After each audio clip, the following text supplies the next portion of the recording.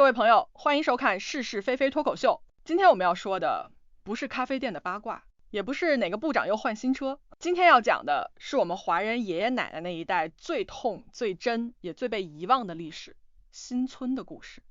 你以为新村是美丽社区，是郊外有树、有路、有小饭摊的小天堂？哈哈，错了。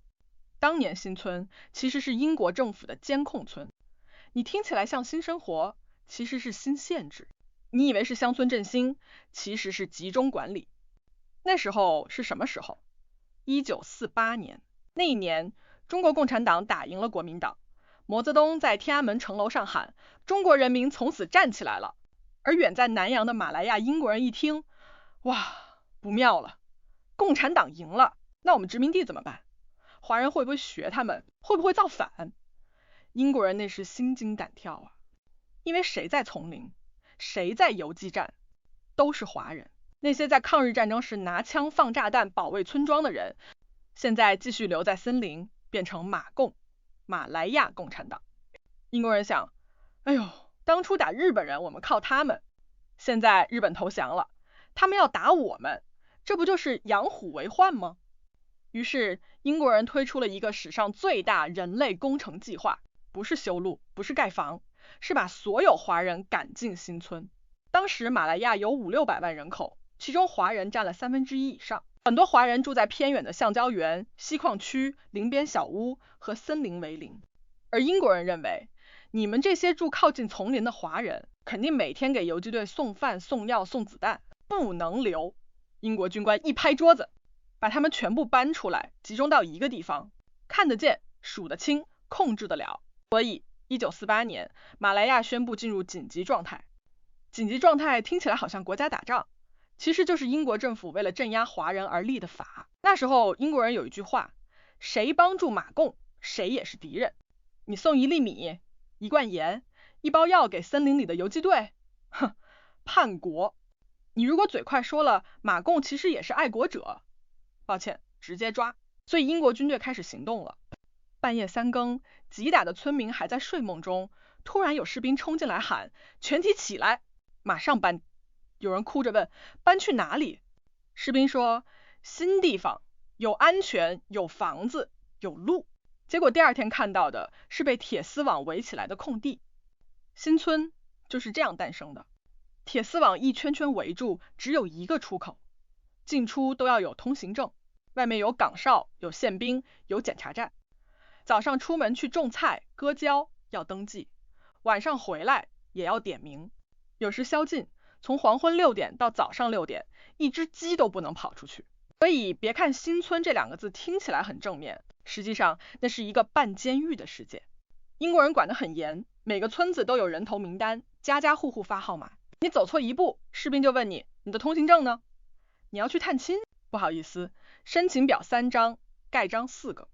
有些老人家回忆，那时候的生活像被关进笼子，每天听到广播说马共是恐怖分子，可他们心里知道，那些人是自己的邻居、亲戚、堂哥，有的还记得当年一起抗日，一起被日军抓，结果现在成了敌人，只能隔着铁丝网偷偷递1包米。有些年轻人晚上冒险出去丛林，第2天就被军队发现，从此消失。英国政府当然不会承认他们集中华人，他们说，我们是为了你们安全。安全？对谁安全？他们怕华人太靠近森林，就把你关起来，怕你给马共送饭，就不给你自由。他们说这是防共计划，其实是防华计划。有学者后来统计，马来亚当时总共建立了超过450个新村，迁移了超过50万华人。这在东南亚历史上是最大规模的强制迁村。想象一下，你祖父母那时候突然被迫搬家，住了几十年的老家说拆就拆，祖坟在山上也不能回去拜，一切从零开始，木屋、沟渠、井水，集体生活。有些地方后来变成我们今天熟悉的名字，巴生新村、金宝新村、芙蓉新村、麻坡新村、怡保新村。每一个新村的背后都有一段眼泪。而英国人还给这些村子起了个好听的名字 Briggs Plan， 布里格斯计划，听起来像工程项目，其实是封锁人心。他们甚至发明了一种制度，白天让村民出去割胶，晚上强制回村宵禁，小孩要上学。英国人说好啊，我们帮你建学校，但老师要通过审查，课本要删掉所有革命、中国、民族的字眼。英国人怕什么？怕思想。新村变成了被管理的社区，可是英国人没想到，铁丝网挡得了身体，挡不了文化，挡得了脚步，挡不了华人精神。华人进了新村，开始自力更生，有人办夜校，有人开诊所，有人组织义务消防队、互助会。没有钱建学校，好，大家凑砖、凑木、凑桌子，建个华小。这就是后来马来西亚华教的根。很多华文小学就是从新村里走出来的，一代又一代孩子在铁丝网后面念三字经，写仁义礼智信。英国人本来想隔离华人，结果反而让他们团结。你说历史多讽刺？他们以为那是控制，结果那是凝聚；他们以为是切断，结果变成根。华人从那一代起知道要靠自己，不能靠政府，因为政府不是你的朋友，是你的管理者。新村的孩子白天看铁丝网，晚上看月亮。他们听妈妈说，那边山里有你舅舅，他去了森林，那是家里的秘密，也是民族的痛。直到1957年马来亚独立，英国人拍拍屁股走了，留下的是50万个被集中的家庭。独立后政府接手新村，但资源不多，政策偏心，很多新村变成半被遗忘的角落。直到今天，还有新村连排污都没接上主干管，路灯昏黄，青年外流。有时候有人说新村就是贫穷、落后、没前途，但你别忘了，这些地方当年是民族的生根地，从这里走出了老师、医生、商人、政治家。很多后来成为马来西亚华社中坚力量的人都是新村孩子。新村是悲剧，也是奇迹。悲剧在于它是殖民统治的产物，奇迹在于华人在最艰难的环境里还能种出希望。有个老伯说得好，英国人把我们关起来是想让我们绝望，没想到我们在铁丝网里学会怎么活，那就是新村精神。今天你去看，一些新村已经翻新，铁丝网不见了，换成红瓦屋、咖啡店、麻将声，年轻人回去开咖啡馆、拍纪录片、做文化节。他们说，我们要让人知道，这不是贫民区，是我们的根。是的，根。你可以拔掉树，但拔不掉记忆。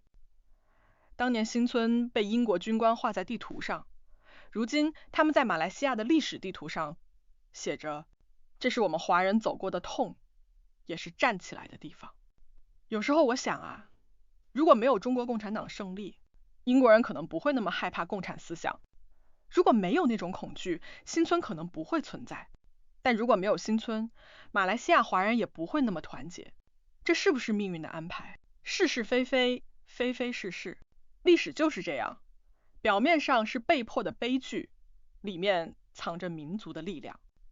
最后，我想对所有从新村走出来的人说一句，你们的祖辈被关过，被骂过，被看低过，但他们留下的是教育、勤劳、团结和自强的种子。当年铁丝网下的家园，如今变成记忆的故乡。我们要记得，那不是可耻的过去，那是光荣的生存。